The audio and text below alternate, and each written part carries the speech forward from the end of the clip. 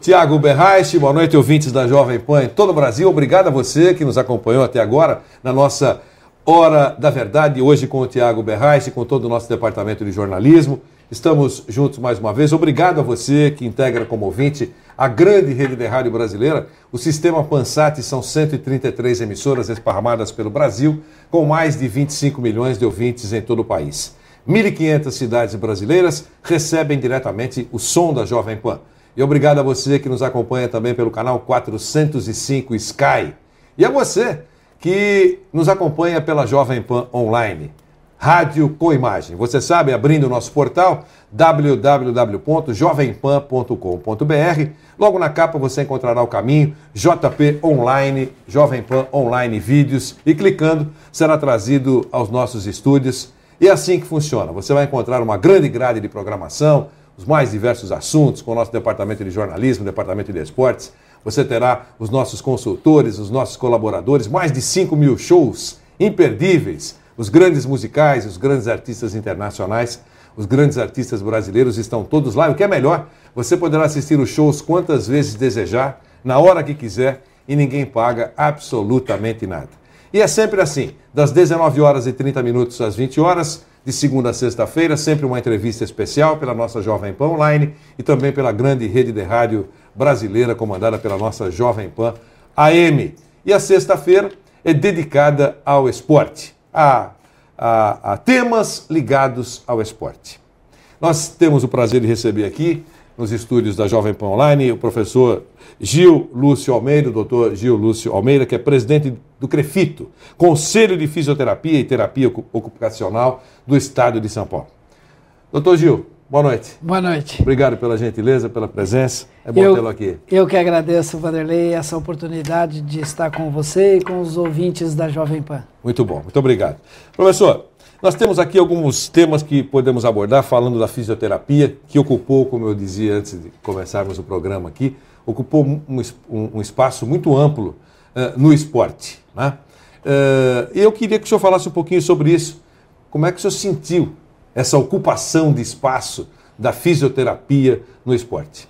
Vanderlei, toda vez que uma ciência avança e começa a apresentar melhores resultados para um determinado tipo de problema, há uma tendência natural de ocupar esses espaços. E a fisioterapia cresceu muito na parte dos esportes.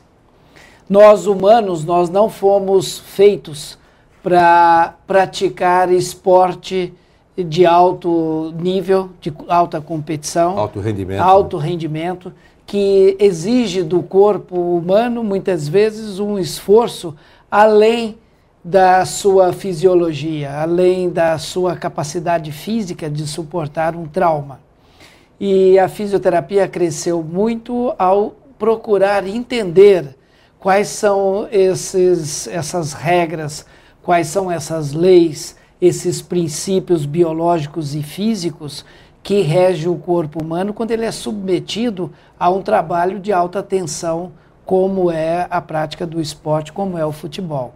E ao fazer isto, nós começamos a desenvolver tecnologias para prevenir as lesões, que são muitas, e também, no caso dos atletas que sofrem uma lesão, ajudá-los a trazê-los de volta o mais rápido possível para o campo. Perfeito. Senhor, quantos fisioterapeutas temos no estado de São Paulo? Tem um número, um dado? 62 mil fisioterapeutas. 62 mil profissionais? Profissionais. E no Brasil há um dado? No Brasil, 150 mil. 150 mil fisioterapeutas? É uma profissão que cresceu muito. De quantos anos para cá, professor? Olha, a fisioterapia, enquanto profissão regulamentada no Brasil, e a terapia ocupacional, tem 40 anos. 40 anos. O grande crescimento ocorreu principalmente nos últimos 10 anos. Nos últimos 10 anos. Aqui em São Paulo, o senhor tem algum dado que mostre qual é o número que se dedica ao esporte? Olha, nós temos aí quase 15% dos profissionais... De um total de 60 mil. De um total de 60 mil, atuando nos vários níveis do esporte. Claro. Dos clubes, academias... Se dissermos que temos em torno de 10 mil, não estamos muito... Um pouco menos. Sumiu, eu dizia na abertura, ao senhor, sumiu a figura do massagista. Sumiu respeitosamente a figura Claro. do massagista, aquele bonachão, que era mãos fortes e que resolvia realmente muitos problemas. Mas sumiu a figura do massagista no esporte e surgiu o fisioterapeuta. É correto? Essa abordagem é correta? É natural porque, veja, a maioria dos procedimentos para ajudar o atleta, primeiro, a não ter uma lesão, em segundo, em havendo a lesão, como tomar as primeiras medidas, os primeiros socorros, a massagem não resolve necessariamente. E é claro que tem aí toda uma gama de novas tecnologias, seja o uso de um laser, o uso de um ultrassom, ou mesmo procedimentos biomecânicos simples, mas que, veja, o Criador nos fez simples, mas ao mesmo tempo é muito complicado, porque é um conjunto de simplicidades que, somadas, tornam o entendimento de uma determinada disfunção muito complexa. Então é um processo de substituição natural, apesar de que eu acho que eles também deveriam estar em campo, porque eles têm um charme especial, têm um procedimento que para alguns casos funciona e é muito bom. Sem dúvida alguma. Agora, professor Gil, no início da caminhada, recuando alguns anos no tempo, existia uma certa dificuldade na relação entre o médico e o fisioterapeuta. Na área do esporte, por exemplo, nas outras áreas eu não acompanhei com muita proximidade. Mas no esporte, sim, né? Alguns narizes torcidos, né? Porque na verdade estavam chegando os fisioterapeutas, os médicos já estavam lá, né?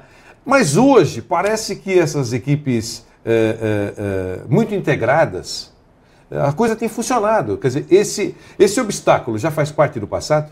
Olha, Vanderlei, ou ainda existe? Eu acho que tende a cair por terra, né, qualquer tipo de relacionamento ruim entre qualquer equipe multidisciplinar. Perfeito.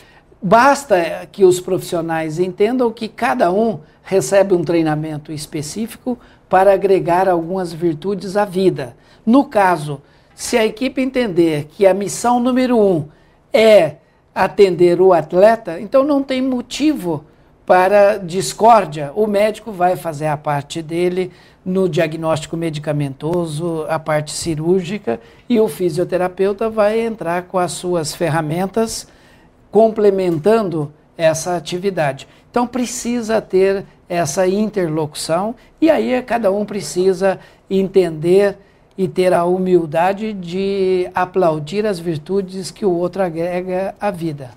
Não só no esporte, mas então em outras áreas. O senhor tem uma visão ampla, o senhor é o presidente do CREFITO. Como é que está essa relação? Os médicos hoje compreendem que pode ser um trabalho conjunto, efetivamente. O senhor ainda nota, pelo que o senhor sente e ouve de reclamações ou não, né? O senhor é um ouvido, né? O senhor é o presidente do CREFITO. O que dizem os fisioterapeutas? Olha, nós temos 14 profissões da saúde. Somos 3 milhões e meio de profissionais. E de toda a área da saúde, 14. Incluindo a fisioterapia, Perfeito. a enfermeira, etc. e tal. Para que todos tenhamos todas essas virtudes, seria necessário 64 anos de estudo, o que é inviável. Então, isso já mostra, de partida, que a ciência na parte da saúde do ser humano, ela cresceu de uma forma tão grande que é impossível um único profissional ter todas essas virtudes. Então, eu vejo isso como uma coisa muito natural, é um processo que veio para ficar e é impossível hoje você dar o melhor para um jogador de futebol, por exemplo, se não tiver numa interlocução muito tranquila, muito clara, o nutricionista, o psicólogo, o fisioterapeuta, o médico.